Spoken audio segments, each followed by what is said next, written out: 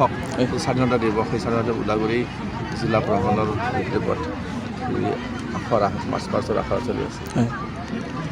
আমাৰ এই যোৱা 7 তাৰিখৰ পৰাই প্ৰেক্টিছ চলি আছে। আমাৰ বৰ্তমান ইয়াতে এই SSB আৰু আমাৰ অসম পুলিচৰ 2টা আছে, বেটেলিয়নৰ 1টা আছে আৰু বাকী স্কুল কলেজৰ তেনেকৈ মিলাই টোটেল 27টা কণ্টিজেণ্ট হৈছে।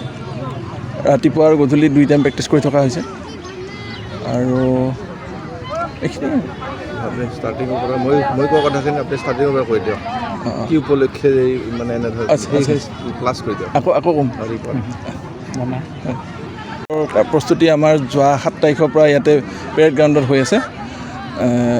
আমাৰ ইয়াতে বৰ্তমান 27টা কণ্টিজেণ্ট হৈছে। ইয়াৰে ভিতৰত আপোনাৰ SSB আছে, আমাৰ অসম পুলিচৰ 2টা দল আছে, পুৰুষ আৰু মহিলা।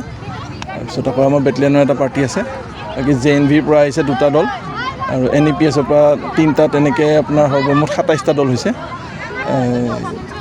আগবেলা আৰু পিছবেলা 2 বেলা প্ৰেক্টিছ চলি আছে। বৰ্তমান প্ৰস্তুতি ভালেই চলি আছে, প্ৰায় প্ৰস্তুতি সম্পূৰ্ণ হৈছে আৰু আমাৰ